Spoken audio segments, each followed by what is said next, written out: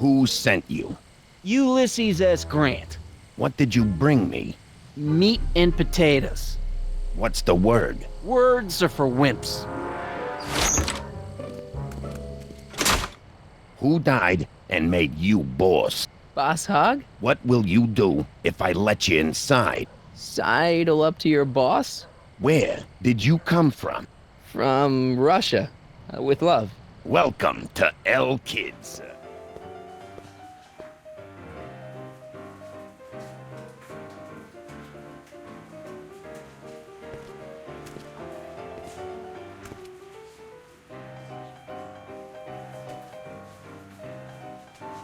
Ladies and gentlemen, it's my pleasure to once again present the hottest little number this side of the Rockies.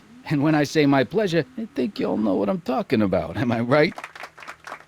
So let's have a big L-Kid welcome for the one, the only, Trixie Trotter.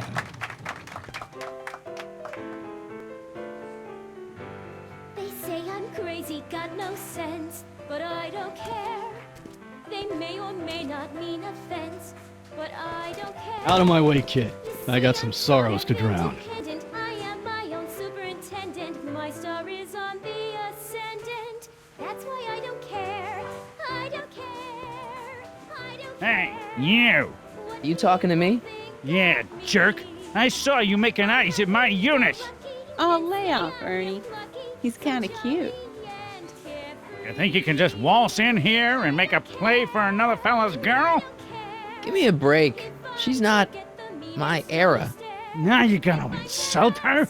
I ought to paste you one right on the... Let him go, Ernie. Jeez, you're a mean drunk. Excuse me, are you Trixie Trotter? That's what it says on my dressing room door.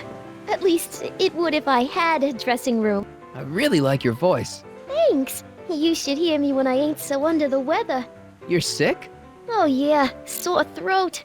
That's why I'm giving cue ball so many extended solos tonight. I kinda wondered about that. What's a nice gal like you doing with a guy like Tannen? Oh, kid ain't so bad. He just takes some. Hey, Toots, any chance you could sing that can number? The guys really love the way it shows off your, assets. Whatever you say, kid. And quit lazing around. I ain't paying you to yak with the drunks. You ain't paying me at all, you bum. What were we talking about again? You were telling me what a great guy Kid is. Yeah, I guess he is a pretty crummy boyfriend. But until my insurance policy checks out, I guess I'm stuck with him. Insurance? Yeah. Look, I may not be the brightest bulb in the marquee, but even I know you don't break up with a creep like Kid without something to keep him from going all crazy on you. What's this insurance policy all about? Are you kidding? There's only one person I trust with my secrets. But I ain't seen him in weeks. You don't mean Artie McFly. Artie McFly? You know him? Not as well as I thought. Before he took a powder, Artie was tutoring me in all sorts of stuff. Etiquette, philosophy, accounting. He's a regular Renaissance man. He even had one of those smart guy professor's pipes, see? Can I borrow this? Sure. I've been secretly working on my get out of kid card for weeks now. But Artie's the only one I trust to check my work. You can't be too careful when you're dealing with a maniac like Kid, you know. Hey, if I arrange a meeting with Artie, could you use that insurance of yours? Use it. Heck, if what I'm sitting on pans out, I could send that bozo all the way to the big house. I'll see what I can do. Break a leg out there. Thanks. She's supposed to turn on Kid Tannen tonight? Okay, Doc, if you say so. Hey, I know you, you're... Parker.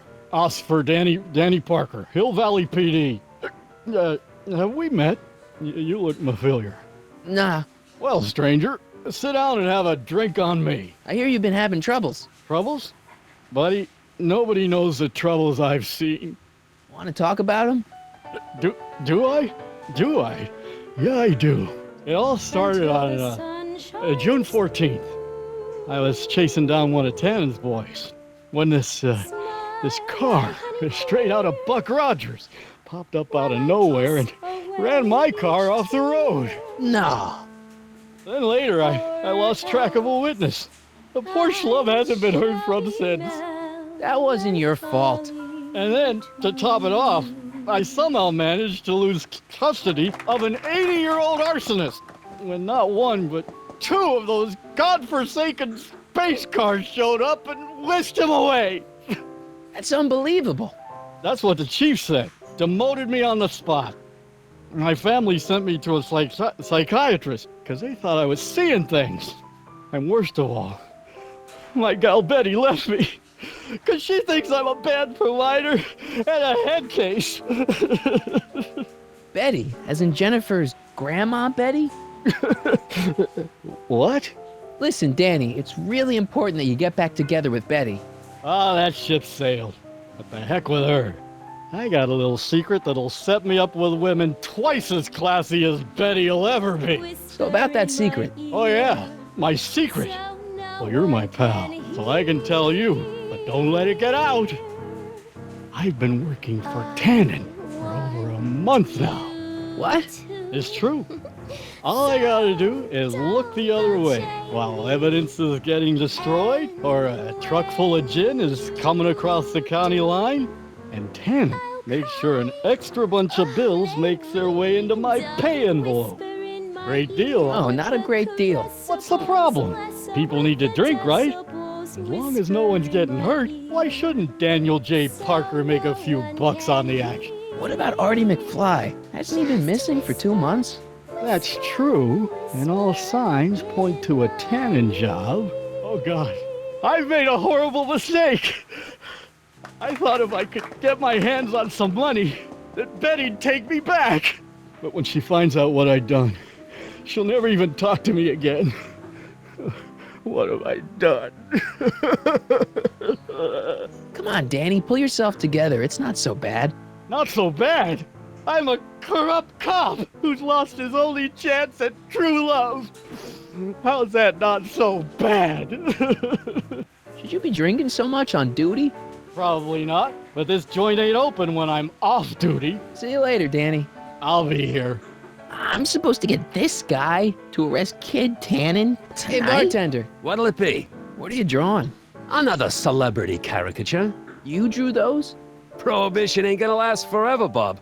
I gotta have a skill I can fall back on. The shrew. Didn't burrow deep enough. Checkerboard Charlie. Removed from the board.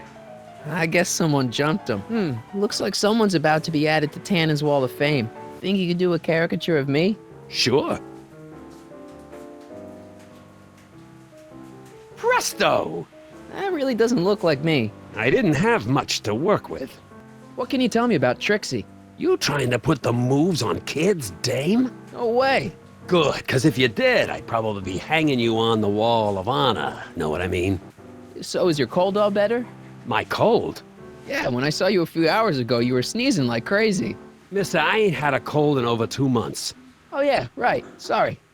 So about this, portrait gallery of yours. What about it? What's it all about? Who are those guys? The caricatures hanging along the Wall of Honor commemorate those who are no longer with us on account of having ticked off one Irving Kid Tannen. They're the guys the kids killed? Well, of course not. They're just a bunch of guys that Kid didn't particularly like, and that at a later date turned up dead. It's what do you call it? A circumstantial coincidence. Yeah. Thanks for the talk. Next time, order a drink. This ain't no library, you know. Hey, nice suit. Where'd you get it? Costume shop at the mall. I had it custom made. Yeah? Quality material. Who are you? Where you from? The name's, Michael Corleone. You don't know me. I come from a very different place. Come on, what's the dope? Spill it, or I'll... Go easy, kid. From the cut of the suit, I'm thinking he might be with the Valenti gang. Is that so? Yes? Prove it. You ain't leaving till you show me some bona fide. I've got a little something here that might convince you. Don't even blink. It's not a real gun. It's not a real gun, I swear. It's a gift from Don Valenti. See? To your family from mine, in gratitude for your continued service, J.J. Valenti. Looks like little Mikey Corleone here really is with the Sacramento boys. You got stones, Pee-wee. I like that.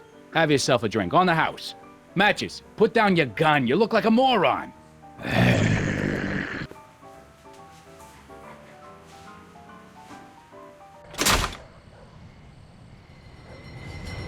Hey, Artie. He's back.